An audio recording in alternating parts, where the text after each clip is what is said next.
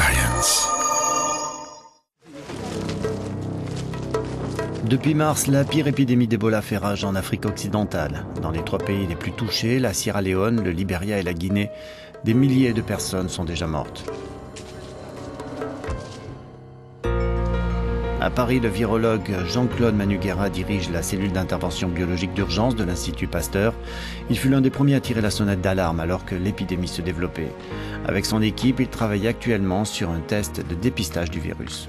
L'Ebola, c'est une maladie causée par un virus qu'on appelle le virus Ebola. Donc c'est une maladie qui commence brutalement par une fièvre, un peu comme une grippe. Et puis rapidement, on commence à un peu avoir mal à la gorge, on commence à avoir mal un peu partout.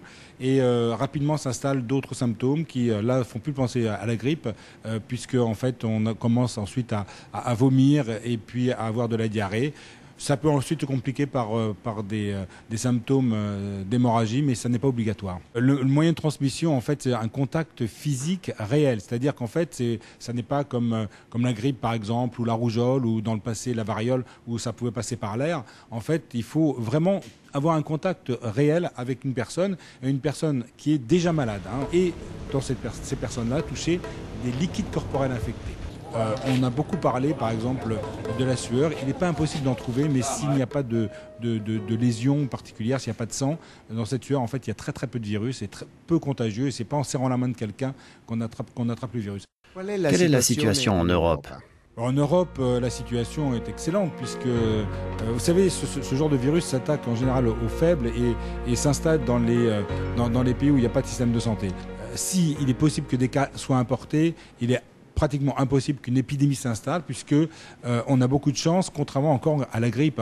On n'est pas contagieux avant d'être malade, et donc l'isolement des malades et le suivi des personnes que l'on contacte est de nature à briser les chaînes épidémiques. Alors c'est facile quand il y a peu de cas, et pour l'instant c'est le cas en Europe, puisqu'il n'y a pratiquement pas de cas. C'est très difficile quand il y a beaucoup de cas. Certaines personnes ont peur de prendre l'avion à cause d'Ebola. Est-ce que leurs craintes sont justifiées ? À ma connaissance, il n'y a eu aucun cas de contamination pendant les voyages en avion. Et donc, en fait, non, l'avion est en plus un milieu assez hostile pour le virus. Donc, on peut prendre l'avion sans risque pour ce qui concerne l'Ebola.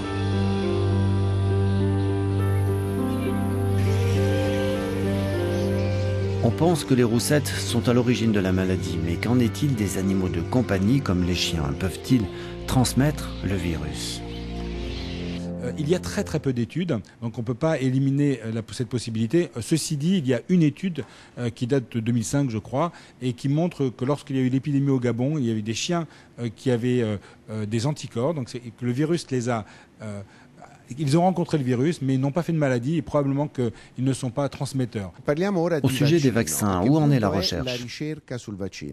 Je crois que les premiers essais cliniques vont commencer au début de l'année 2015, en attendant des preuves d'efficacité pourront être apportées chez le singe, en sachant que le singe est un bon modèle parce qu'ils sont plus sensibles que l'homme. Et donc si ça marche chez le singe, on pense que ça peut marcher chez l'homme. Mais les premiers essais chez l'homme, à ma connaissance, c'est pas avant le début 2015. Quel est le rôle de l'industrie pharmaceutique ? On dit qu'on n'a pas suffisamment investi dans la recherche. Moi, je pense que les industries pharmaceutiques, comme pour d'autres entités, ont des priorités en termes de santé, même de santé publique.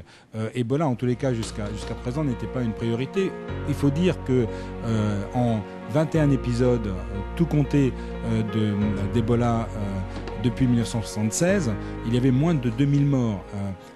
En comparaison, par exemple, de 1,6 million de morts du sida dans le monde en 2012, 1,3 million de personnes sont mortes de la tuberculose en 2012 et dans le monde également. Donc vous voyez, c'est les chiffres et le Ebola, même à ce jour, a tué moins que ne tue par exemple la grippe saisonnière. Donc c'est une question. Et puis très peu de patients, donc très difficile de faire des études, avec en plus des études difficiles à faire puisque peu de laboratoires peuvent travailler dessus.